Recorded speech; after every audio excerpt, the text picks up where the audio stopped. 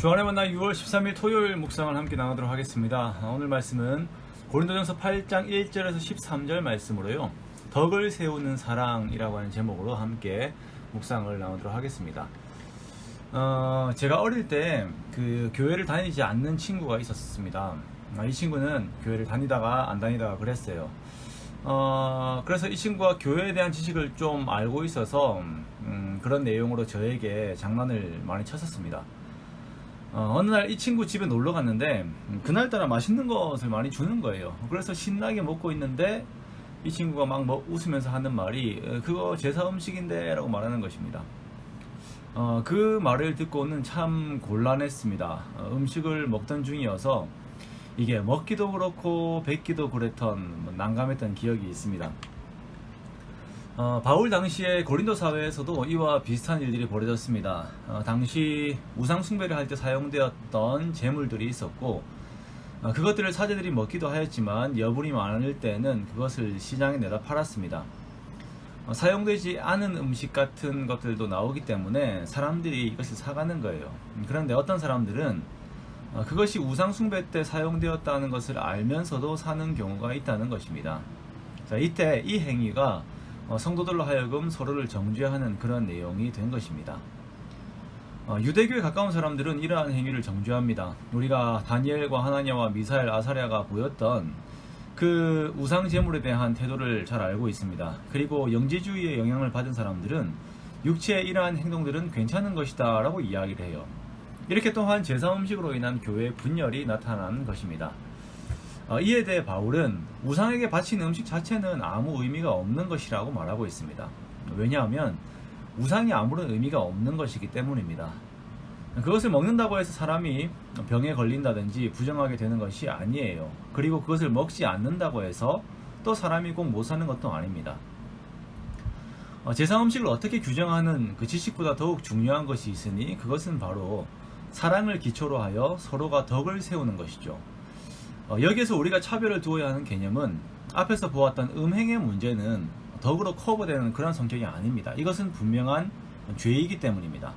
그러나 제사 음식은 어떻게 보면 상대적이고 또한 가치 중립적인 그런 요소가 있기 때문에 성격이 조금 다른 것이에요. 우상에게 바친 제물 자체는 성도에게 아무런 영향력을 주지 못합니다만 만약에 이것으로 인하여 연약한 성도들이 시험을 받게 된다면 그것을 먹어도 되는 권리를 포기하는 것이 교회의 덕을 위해 좋다라고 말하고 있습니다. 자, 여기에서 말하는 그 시험은 어떤 종류냐면 그 당시 교회에 속하였음에도 불구하고 우상에게 바쳐진 음식이 어떤 영적인 능력, 마법적인 능력이 있다고 생각을 하면서 그것을 추구하는 사람들이 있었어요. 이것은 좀 다른 차원의 문제죠.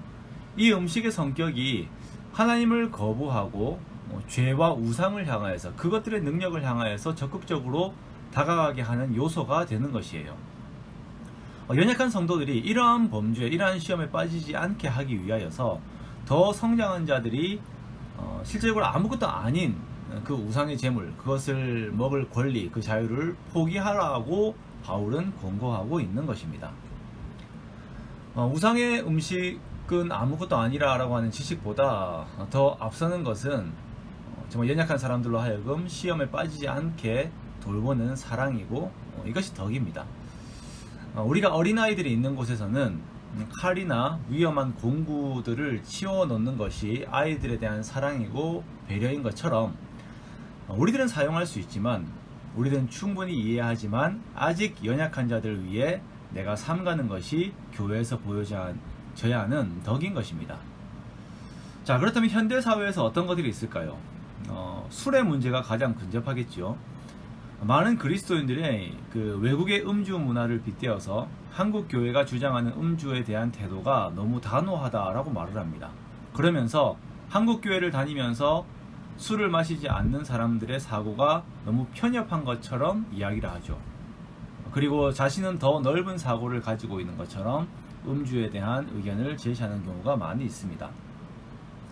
자, 그래서 많은 젊은이들이 직장 내에 있는 교회 직분자들의 이러한 태도에 의해서 많은 시험을 받기도 합니다. 자, 무엇이 문제입니까?